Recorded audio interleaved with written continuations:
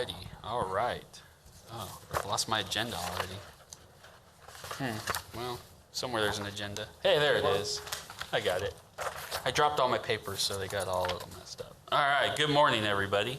I think we have a few people on Zoom, so that's good. We will call this meeting to order. I guess step one, has everyone had a chance to look at the minutes?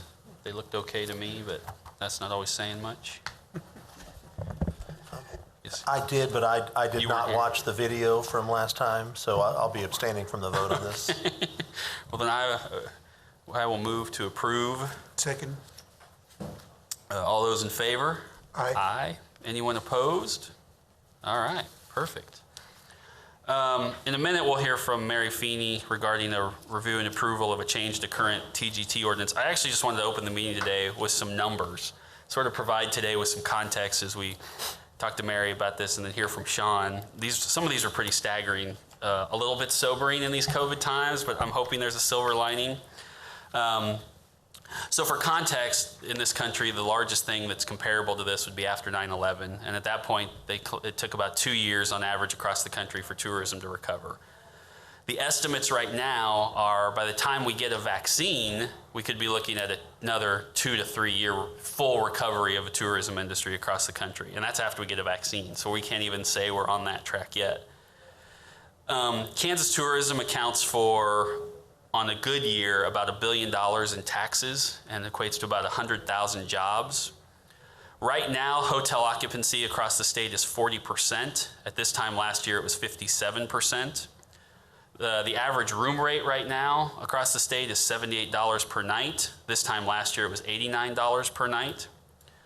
The real number, though, that's painful is the average revenue per available room right now across the state is about $31. A year ago, that was about $50. So that's a big difference in terms of all the other things you can add up and create revenue for a room. Statewide, the local bed tax is down about 40%. Last year, it accounted at this time for about 31 million. This year, it's at about 19 million. Some of the things that have hurt, if you look at what's gone across the state and shows that Topeka is not alone. For instance, the Eisenhower Library has been closed since March. Last year, 147,000 people visited that event. Obviously, no one has been in the building since March. Garden City, which is sort of a hub out in western Kansas, has had over 30 events that they have had to cancel. I was one of those. One of my associations was supposed to hold a big meeting out there, and we had to cancel. Overland Park has lost $44 million in economic benefits at its convention center, soccer complex, and some of its other city venues. Olathe has had 3 hotels close. The Olathe Conference Center has canceled or rebooked 95% of its business from April through December. So when you look at Topeka, at least there's, I don't know, we all cried on each other's shoulder. We obviously have had multiple events, venues closed or limited. We've had several museums that have had to close at various times. TPAC and Stormont Vale have had to cancel nearly 50 events between the two of them in just the last few months. Our zoo was closed for several months. Hotels like the Cyrus had to close for a bit of period, along with other hotels across the city. And Heartland Park has had to cancel 2 of its biggest events, both in the Stampede and then the race. So I bring those up not to depress us all early in the morning, but to just show us that these aren't just the challenges that we face as Topeka, and if we can stay ahead of them, good for us. But if not, we're not alone in the fight just across the state of Kansas, and that's kind of how things look as we start off the morning and try to finish out the year. So with that, I will turn it over to Mary. Good morning. Good morning. In front of you is a charter ordinance that amends our TGT charter ordinance. We've been requested by the Department of Revenue to change our ordinance so that it's consistent with state law. I sent you out some FAQs, and I'm not going to go through all of them, but I'm hoping that you'll review it and find that it is in proper form to recommend for approval by the governing body. I'll stand for any questions. I've got a few. Do you guys have any first? Questions? Go ahead. So, I guess the first thing is this primarily gets us in sync with state law, right? I mean, that's the correct. primary purpose, to get us at least even Yes. up. Okay. Yes. So when it says, and having more than 2 bedrooms furnished, I know this is going to sound like a silly question. 2 bedrooms doesn't count, correct? Correct. So it has to be 3 Correct. plus. So how would, if someone owns a duplex and they're renting that out, like on an Airbnb site or a similar, how do they qualify? Because are we counting the actual bedrooms? Or are we counting that's two? It's 2, not. Do we know the answer to that? It's got to be at least three bedrooms that Okay. are being rented out. Okay, so I'm just trying to find if those qualify. Yes, yes, they do. In Okay. fact, the state has a contract with Airbnb and HomeAway to collect these kinds of short-term rental sales tax and TGT taxes. So yes. So do we do anything to collect from the people who aren't on those sites? Like, do we have any sort of city registry they're supposed to apply for? Or so in other words, if I'm not using Airbnb, but I'm just putting it out on my Facebook page, hey, Yeah. I've got these rooms, you can stop here anytime. Do we have any sort of city registry to say you need to apply for this? No, we don't. Okay, so I assume that's something we should look into if it is the desire of us to Yes. collect that revenue. I guess, well, and we don't, the city doesn't collect it. Well, I know, We would have but we to get ask. we're the benefits long eventually. That's right. We would have to ask revenue to go after these folks, and Okay. I don't know what their appetite is for that. Okay, but we at least don't even have a mechanism right now You're to right. even. Okay, that's good to know. Yeah, because my thought is, I mean, I'm not trying to hurt any small person trying to rent out some rooms, but I also like the whole level playing field thing. At some point, want us to look into say, hey, it's fine, make all the money you want, but we do have a bed tax or there is a state tax. Let's collect it, please. So, okay, well, that's good to know. Mr. Chair, if I could. Good question. Thank you, Chair. One question, I'm sure this is just like some term, but on line 40, tourist court, Yes. what is that? I mean, This statute is ancient, and I don't know what a tourist court is, but it's lumped in with a hotel and a motel. So Okay. it means the same thing as a hotel or a motel, having Okay. more than 2 rooms to rent out. okay, I just want to make sure it wasn't a typo or the wrong No. word or something. Okay. It's in the statute, and Okay. it's grouped I along guess with it's those up here other. too. So. Yeah.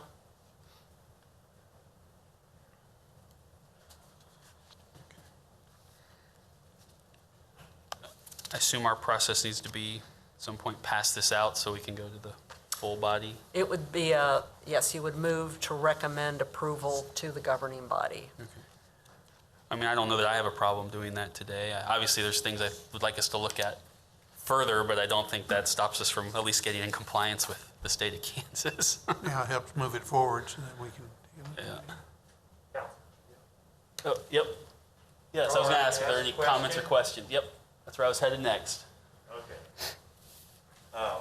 Just curious, and having just seen this now, Kurt Young, Executive Director of the Topeka Lodging Association, in reference to the question that somebody was asking or brought up about the duplex, and I'm assuming line 41, 42, and 43 then that's going to cover somebody, for example, that owns multiple, say, duplexes or multiple houses, and they're renting those rooms out for transient stays. Probably because Airbnb and HomeAway, who have the contracts with the Right. state, are called accommodations brokers. Okay, So it would be that's kind of similar to where I that. was thinking that probably fits, is in that accommodation broker language. I'm just curious, not that I haven't seen this long enough to know whether there's anything to be concerned about or not, but when you say that the state was pressuring us to get in compliance with the state language, what generated that pressure? I don't know. KDOR, the people who administer the TGT, just contacted, actually, they contacted the clerk, who then contacted me to make this request that our ordinance was not consistent Okay. with the state. And I mean, our ordinance doesn't impose a tax unless you have 8 or more bedrooms. So there's also the concern that maybe people who reside in Topeka are following our ordinance, and they're not paying taxes because they've got less than 8 bedrooms. I don't know if that's the case, I think but that most properties, and from my years of involvement in this association and being in the business, we've always used 2 rooms Right, as the more than 2 rooms as the standard. I don't know of anybody that's actually applying it to 8. So we'll never know, though. we'll never know. I spoke briefly with someone at the state just to ask, and they had several reasons. One of them was just, and we're not required necessarily to do this. I'll be clear. There's no state statute that says we have to be in compliance. We just can't be more restrictive. But part of it was they just would like people to be in compliance if they can, because there was a lot of battle at the state to get it where it was today. So they're trying to get uniformity. But the second thing, truthfully, is partially it's a revenue issue. I mean, Sure. they obviously, the more Yes. revenue they can collect by getting that 8 down to 2 and then being able to enforce it in Topeka and say, Yeah. hey, we want your money. I mean, so there's a reality there Yeah. also. So Okay, that's all I had. at least they were honest about that. Yes, we need the money. Mr. Chair? Yes. Thank you. I guess my only question then is, there seems to be a little bit of just a small discrepancy in that our definition of hotel and stuff is more than 2 bedrooms, but down here the accommodation is 2 or more. Do you see any issues with that? Well, and that is in the, that's straight from the state statute. Right, so they're actually doing 2 or more, and Maintains an inventory of 2. our old language basically is more than 2. Well, we didn't have, in our ordinance, we didn't have that accommodations broker definition. Right, I'm just saying it's slightly different, you Yeah, know. it I'm is. thinking of math, you know, less than 2 or, you know, Right. greater than or equal to. 2 or more. Yeah, they're not aligned. I mean, should we be looking at making that compensation by transient or permanent guest and having 2 or more bedrooms furnished for accommodation of such guests in 34 and 35? Boy, Well, it depends, because, yeah, she's right. If you look at the state statute that they passed, Yeah. it does have definition of, I think part of it is how they're defining their hotel, motel, or tourist court versus how they're, the definition of an accommodations broker. Yeah, I could just see a loophole here where somebody can say, well, I'm not renting my rooms, I'm an accommodations broker. inventory, 2 rooms. I mean, you're right, it doesn't sync up very well. Yeah, one starts at 2 and the other starts at 3. Yeah. Or you could say, I'm not an accommodations broker, I'm that doesn't apply to me, I'm a hotel or a motel or a tourist court. Yeah, though, didn't we have I wasn't here last year when there was a little battle between the bed and breakfasts and where they fell, and Oh, I don't want to rehash that, but I mean, that may have been partially why the state has different definitions, because the definition of hotel, motel, or tourist court, my guess is if you have a place that has 2 bedrooms, you're not a hotel or motel. Once you break that, they're trying to say that once you have 3 or more, you could be classified as a hotel or motel, if that makes sense. But you might be caught under the accommodations broker. Well, and that's true, yeah. You know, those 2 bedrooms, you're not a hotel or motel, but you are an accommodations Yeah. broker because you have these 2 rooms. But I think they still have to pay the tax. Right. Or they don't catch you under one, they catch you under the other. Right. I just wonder why it's not synced. And I don't know the answer to that, but it is consistent with the state, and I guess Just the I'm state is concerned- inconsistent. Right. yeah, the I'm first concerned time. with being inconsistent with the state, so I'd rather keep the language, but bring it to the attention of the Department of Revenue. Or get a clarification from them, because maybe there's something we're missing that they could say, well, Well- here's the instance where it qualifies, and they probably have examples they could provide us. Mr. Chair, can I Yeah. ask a question, Mr. Young? Is this something you would like us to, I mean, I don't know what our timeline is needing to pass this. Is it something you would prefer to talk to have your people look over and make sure that? I would like the opportunity to talk to them, yes, but I think this whole two or more than two issue needs to be clarified in the language, because it does seem to be a little bit contradictory. So, but yes, I'd like the opportunity to discuss it with the membership. And that's fine, there's no hurry. Yeah, there's no hurry. Our plan is to have one more meeting before the end of the year, hopefully, whether it's late November, depends on when, so we can get whatever we need to the council with some actual time to consider it. So probably mid-November-ish before Thanksgiving, and then that way anything else can go to the council before December if we think we can get it done before the end of the year, so. And that'll give me time to inquire of the Department of Revenue Yeah. to see if they can enlighten Yeah. us. Yeah, and I will do that. Well, that'll work then. I don't think Okay, we so need no action on this then? no action, no. Okay. I don't think we need a motion or anything. Nope. Thank you. We'll talk about it again in November. All right. Mr. Dixon, that would be your turn. Take my mask off. Yeah. New guy in town. He's Yes, gonna good to give be us a here. rundown of who he is and what chaos he's going to bring to Topeka. I think I'm walking into the chaos. Well, thank you all for having me here today. My name is Sean Dixon, and I'm the new president of Visit Topeka.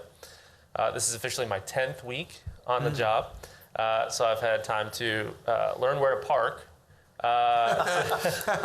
to finally feeling somewhat good about my understanding of the organization, about Topeka's tourism economy, and what a possible path forward might look like out of this. My journey to this role began actually back in February. Feels like ancient history at this point. But needless to say, that journey has been eventful. Participated in multiple in-person and remote interviews for this position, which was new for me. I've also had to quarantine 3 times throughout that process. And I've moved a family away from our home of 18 years to a new city filled with new and exciting opportunities. Before arriving here, I spent more than 10 years with the Springfield, Missouri Convention and Visitors Bureau. My focus was on destination marketing, and I'm very proud of the work our team was able to accomplish throughout that time. The Springfield CVB is well respected within the destination marketing world, and I'm proud to say that I've been able to spend the last decade learning from some of the best in the business. Prior to my work with the CVB there, I spent 6 years working in television engineering and production, putting myself through college and graduate school. I have a master's degree in communication. Fast forwarding today, I find myself the new leader of Visit Topeka in the middle of a pandemic. So I think I'll echo Councilman Duncan here on some numbers that sort of splash some cold water on the situation we find ourselves in. Through August, TGT collections for Topeka are down 37% compared to 2019, which equates to a year-over-year loss of $643,000 compared to this time last year. Additionally, we collect sales tax on these hotel rooms. So sales tax on those room stays are down an additional $841,000 in revenue to the city. While those numbers hurt us and the organizations supported by the TGT, they represent a deep cut for our industry. According to our industry reports, Topeka hotels are down an estimated $11.3 million in revenue compared to this time last year. Statewide collections on restaurants are down at least 6% and nearly 50% on museums and historic sites. Our performing arts venues and theaters are sitting empty. And the Bureau of Labor Statistics just reported 1,000 fewer leisure hospitality jobs for the city of Topeka compared to this time last year. However, we are seeing light at the end of the tunnel, very long tunnel. August TGT collections were the best of the year so far. They were only down 15% compared to August of last year. We do have groups that are meeting in Topeka, along with a few sporting events. While we are nowhere near recovery, we are at least moving in the right direction. For 2021, our team will operate on a budget estimate of 70% of 2019's TGT collections. Our talented sales staff is already working hard to bring in new groups and sporting events for 2021 and beyond. and we're being aggressive with our bid fund, which is a great tool to have set up by this body. It's proven to be an important tool, allowing us to incentivize groups who are also struggling throughout this pandemic. The lower budget will make marketing and advertising difficult for us, to say the least. However, we're working on plans to spend our marketing dollars efficiently and try to grow these funds through strategic partnerships and possible cooperative agreements with our industry partners. All that to say, it's nice to be a Topekan now. We've got our work cut out for us, but I will say I am optimistic. I do feel like we're going to hit a point where testing, treatments, and possible inoculation, if that's in the near future, are going to make meeting in 2021 a bit easier and a bit more possible for us.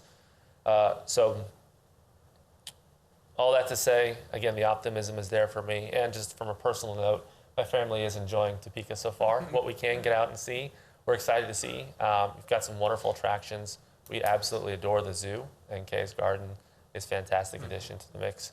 And we look forward to seeing the stuff that is yet to open, but it's certainly at the top of our list, like the Discovery Center and the Brown versus Board of Education Historic Site. So with that, I'm open to questions. And I will just say, from a blanket point of view, call me anytime if you guys have any questions of what's going on. We do get weekly reports for how the hotels are doing, and those are broken down by day. So if city staff are trying to project out revenue possibilities, we're certainly going to be adjusting ours almost weekly, what 21 will look like. But we're certainly here as a resource for you. Councilmember, sir. Thank you, Mr. Good morning, Mr. Dixon. I'm sorry I haven't got a chance to meet you yet, but thank you for coming this morning. Absolutely. I did have a question. You talked about the bid fund. Yes. And just, I guess, just a question on that. So events that we have that are being canceled, do we get that money back from the organizations? How does that work? For the most part, they're not receiving it until they've actualized and occurred. Okay. There is one exception to that, and that's Kansas Kids Wrestling. I do believe the decision was made to incentivize them with that to keep them in their extended agreement with the city at this point. They're booked here for another several years, and I think that helped with that agreement. It was a large event. So. Okay, and if I could just, and I don't know if this is under your thing or Mr. Young's, but Sure. We saw the plaza is opening up recently, which Yes. is, I guess, going to be a bright spot. But the plaza, the programming for that has been funded from a per night assessment on. How is that going to affect that? Do we know yet what the effect of that will be? Well, I mean, as overall collections are down and room stays are down, their assessment is down. I believe it's $1 a room that is booked. So he'll know better as far as that budget looks like, but they're going to be in the same boat we are as far as percentage cut to what that looks like. Okay, thank you. Yeah, absolutely. Any questions, Councilman Padilla? Could you talk about moving forward the process you will use or your department will use on, and you and I have talked about this a little bit, the process for where we put resources into rebuilding up or supporting what we have versus how you assess putting dollars towards something new. Right. You know, kind of what that balance is and how it looks moving forward in terms of your assessments. I come from a marketing background, so for me it's important, especially from a destination point of view, that we allocate a substantial amount of resources selling what we've got and telling people that it exists. And it is kind of a balance that you have to strike. But I will say one of the things that attracted me to this market is just how much work has already been done on building new things like the plaza, with the Cyrus, with other renovations, the Stormont Vale Event Center renovations, which are months ahead of schedule because there's been no events to hold up work on that. So we've got a lot of great assets here already. So with the limited funds, at least our organization will be able to apply to that. Again, an emphasis on the fundamentals of what a destination marketing organization does, and that's sales and marketing. We are looking for efficiencies. We are, I believe, very fortunate to be part of the Greater Topeka Partnership, which opens up some resources and some partnership opportunities internally with us. One of those will be sort of taking advantage of some of the marketing and branding work that's been done for the Choose Topeka campaign. We are exploring sort of co-opting that creative effort to make a comprehensive tourism, overall Topeka campaign that includes tourism and relocation. So that'll create some efficiencies for us that wouldn't have been possible without that partnership. Can you talk about some of the metrics you think are important as baselines for when people request money? You know, that defines their, you know, what you plan to use a little bit when they want something for here versus. From a Visit Topeka point of view, obviously we want to generate overnight room stays. So there is a distinction between general leisure activity in a city and tourism. They are not synonymous terms. Tourism is strictly related to the economic activity brought in by out-of-town visitors versus a festival which may be primarily attended by locals. There will be tourism activity associated with that, but it is not the primary generator of economic activity within that. So we'll look closely at what sort of activity it generates for our hotel partners, which of course translates to additional spending in restaurants and retailers and other attractions. But that's sort of the primary lens we'll look at things is what kind of economic activity from that visitor point of view does it generate, and then move on beyond there. I think there are multiple layers to that, and I don't want to dismiss the local quality of life piece that tourism and leisure activity generates, and we're happy to be partners in that conversation as well. But primarily, the return on investment, not only to the hotels, but the overall community that those visitors bring in with the activity that they generate is that first lens for us. You've only been here 10 weeks, so this might be a totally unfair question. It's all right. Have you had a chance to look, though, at where before you got here, because again, you have no reference, but where we were drawing people from or where we think, or if not, in terms of how far out do we think we should be going and marketing us? And if you haven't had a chance, do you plan to sort of look at No, I mean, from what that looks like? From an educated guess, I come from a market that's very similar to this, but that also had a few more amenities that this market doesn't have. Airlift is certainly a consideration in terms of the business and the reach that we have, whereas we had 14 direct flights around the country in Springfield. We're going to be primarily a drive market, so if you look at what a tank of gas will get you and where it'll get you, that's a pretty good footprint for what we're looking at least in the sort of core first tier of those marketing activities and where we sell. From a group point of view, we do well with in-state associations and other group business.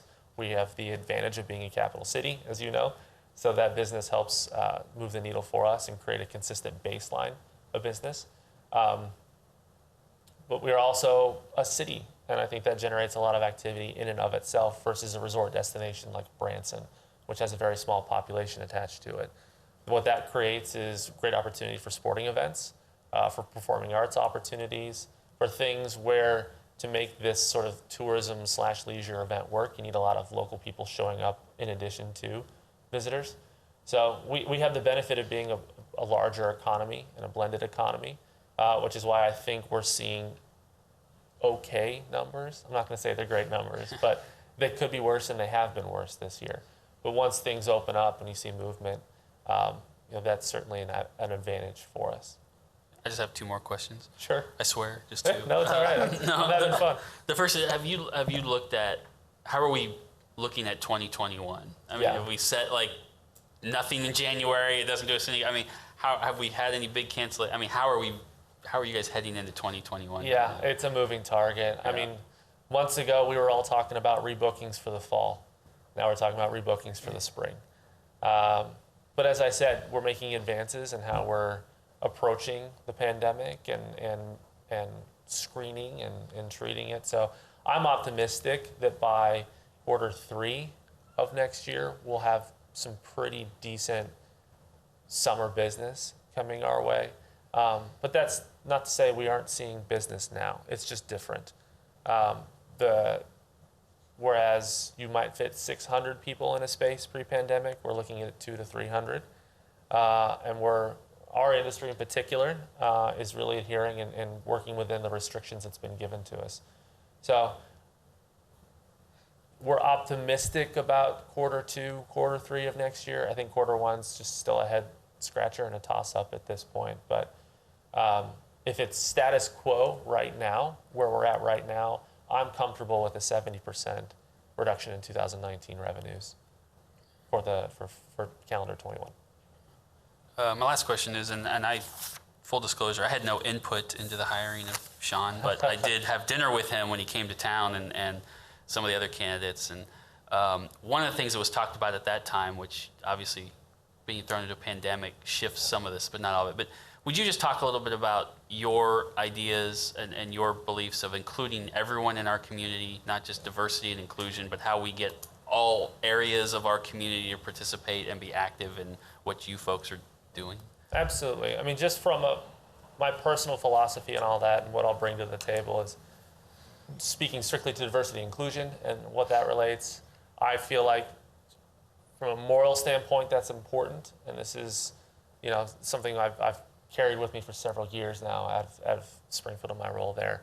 But also from a business standpoint, we have seen measured data, and we presented this to our board in our board retreat last summer, that millennials and younger travelers are making decisions on where to go based on how inclusive those areas appear to be. If they can't see their friends who they care about, who are racial minorities or LGBTQ representation or what have you, if they don't see their friends being welcome there, then they're not going there themselves. So there is a business argument to be made in that. Expanding that argument out from diversity and inclusion, tourism, I feel strongly, is the first aid to economic development as a whole. You don't make a decision to visit a community or to relocate to a community until you've visited it. You don't make a decision to move your business here or to go to school here or to retire here until you visit. And the activity that we do, the marketing that we do, is sort of the vanguard of that. So it's important to me that we include other sectors, even those that may not have traditionally been tourism entities or primary drivers, into that conversation, because ultimately we're going to be affecting that entire equation through what we do. And I look forward to building strategic partnerships and cooperatives, not only as a way to grow our marketing budget, which is going to be very low here for the time being, but to bring more people to the table and make them feel like stakeholders. I think that's essential to our success as an organization and as a city. Great, thank you. Yeah? Councilman Padilla? Thank you, Chair. It's just kind of a comment. Sean and I did have the pleasure of meeting you a number of times during your selection process. What I heard, and correct me if I'm wrong, what I like is your thought about tourism being not just a business of bringing people to our community and then they leave and then maybe speak to others and encourage others, but a way of bringing people to our city who might permanently relocate here as a way to grow our population. And I think that's an important thing. I don't know that I've heard that perspective before, that it uses that opportunity to grow our population. And I think as we move forward, some continued thought on that line, I think it's a good idea. So I'm glad to hear you say that. Absolutely. In the industry, we call it the halo effect of tourism marketing. And it is a measured phenomena that we do have some good research that I can share with you all on. But it is certainly important, and certainly why I'm excited to be part of the Greater Topeka Partnership and to have tourism at that whole economic development table. I think gives us a unique opportunity to see how far we can stretch that idea. And it's exciting for me to be here and be part of that. We're glad you're here. Thank you, John. Happy to be here. Thank you very much. Appreciate it. Thanks. Yeah. All right. I will piggyback off. He made a comment, and I was going to mention it today. I also sit on the Stormont Vale Events Center. I'm supposed to call it the Vale, which sounds weird to me. I still call it the Expo Center every often, but I'm getting there. If there is a silver lining, and he alluded to it, it's the construction of that is going to be multiple months ahead, which has also led to considerable cost savings, and they have now been able to spin those cost savings into the stuff they couldn't fit in the first time, some of it. So some new equipment, some new infrastructure that they were kind of worried about in the first place. But so I guess there's a silver lining, is that the millions of the $48 million of taxpayer money that's going to that will actually now stretch a little further and include some new upgrades to that facility that weren't in the original budget. So for whatever that's worth, there we go. There's a positive of all this terribleness we've talked about. It'll be an even fancier facility than we thought it would be. Jessica, are you on here as we go to other items? Sure, I'm here. And you may not have anything, that's fine. I saw your report on is there anything you wanted to comment on or add or Just want to give you opportunity in case there's anything you wanted to say. If not, that's I fine don't have too.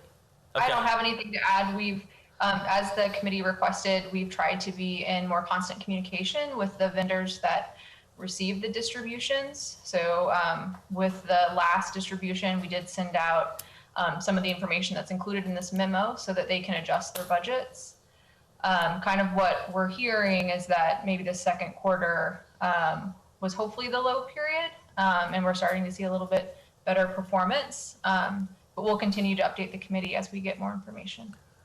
All right, I'm going to ask a question, and if I don't make any sense, it's okay to say, what in the heck are you trying to ask me? All right, but I think I sort of know the answer, but obviously this year, they're not going to get their full payments. I mean, that's clear, and we have no idea what 2021 will look like. Are our agreements that over the period of those 12 years, they get that allotted amount?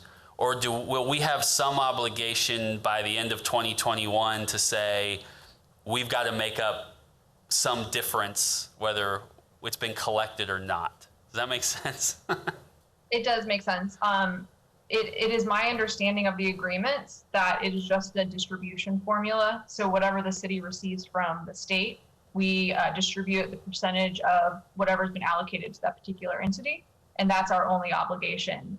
The budget typically reflects just year over year performance expectation. It doesn't actually reflect what our allocation expectation is. So revenues go down, allocations go down. If for some reason we saw a huge spike in allocation, we may need to go back to the governing body to adjust that budget, but the allocation would be the same. So it is my understanding there's no obligation to fulfill the entire amount of budget. Okay, and because obviously we got 7 years left or 6 years or whatever that is. I don't know. We're five years in or so. But and I guess that would be my question in the long term is, first of all, I want to be clear. I hope everybody gets every dollar and we'll be flush with cash in 2 years and be able to pay it out. And I think maybe at some point, if we've guaranteed some amount, we should at least be looking at options if we think we're going to fall short of that in 6 years, what that is to make it whole. But at some point, we also probably need to know what our obligation is. Do we have to pay it, or are we, and I know I hate to put it that way because I really want to make sure we make everybody whole by the time that those terms are over. But that's why I was asking. So thank you. Anyone else have any questions on the allocations, which are woefully down? But, I know Mr. Carson's on here, and I know is there anyone who has any comments or questions or frustrations at this moment they'd like to express on this? Yes, sir, Mr. Carson. Hi, Mr. Chairman. How are you? Good. Glad I could join you guys. Yeah, I heard somebody say that there was a 40%, I think you said 40% statewide reduction in guest tax revenues. Correct. Yeah, it's been 40% across the state.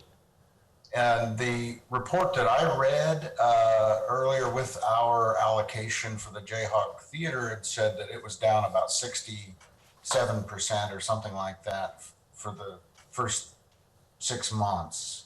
Yeah, I think that's based on a hopeful bump that they've seen in the third quarter. Knock on whatever. Okay. So it's an averaging out. It's an average, yeah. Because as you know, those numbers don't get to us until it's all delayed reporting by several months. Yeah, Yep. Not expecting improvements for a while. Yeah, right. Yeah, and I also want to just weigh in. I agree that the contract, as I read it when we signed the agreement, was that it was just going to fluctuate. And but yeah, I mean, 67% fluctuation is Right. not what I was hoping for. Right. But you guys are in a tough spot, but I certainly don't. I wouldn't think you would have any obligation to continue paying the same amount of dollars. You're still paying the same amount of percent of what you collect. Correct. My goal obviously is to look ahead 6 years and say the goal ultimately needs to be that by the time we reach the end of those 12 years, in an ideal world, we've been able to figure out a way that everyone got what we originally wanted them to get versus having to say at the end of 12, sorry, it was 40% less or 30%, And so it's better to look 6 years out than that year and start worrying about it. Would it be worth the committee's consideration to extend the life of it for a couple of years, maybe as a way to help soften that blow. That would have to go to the whole council, but we can certainly Right. discuss it with them. It's an idea. I mean, it kicks the can down the road a little bit, but it also would send a positive message to the city that, you're still willing to assign that responsibility to some future city council. Sure. That's the best way to operate, probably. Well, thanks. Thanks, Jeff. Anyone else want to comment on any of this question? Anyone else online? Alex or Steven? All right. Anything from either of my cohorts here? No. Yes, sir. Councilman Emerson. Mr. Chair, I just noticed that Mr. Fry, Vince Fry, is in the audience, and I know he's getting ready to retire soon. I'm not sure exactly when, but I just want to say, thank you for everything you've done for Topeka, downtown Topeka, and really the whole community. So, Thank you very much. I appreciate it. It's been a great journey. thank you, Mr. Fry. Anything else from staff? I guess we could look at, if you'd like to look at the next meeting, I think we need to have one more before the end of the year. Like I said, probably want to make sure we give us enough time to, if we end up doing something with that ordinance, that it can get posted before the council. So I guess we'd be looking at, I don't know, when the heck's Thanksgiving? I know, it's the same time every year, I know. I can't, I mean, do we want to try for the week before that?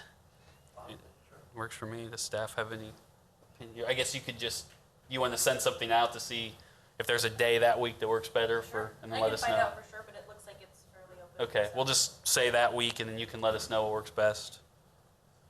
So, yeah, then Yeah. it'll be a short meeting if we do it that way. All right, well, if there's nothing else, speak now or that. So with that, we're adjourned. Thank you very much, everybody. Thank you.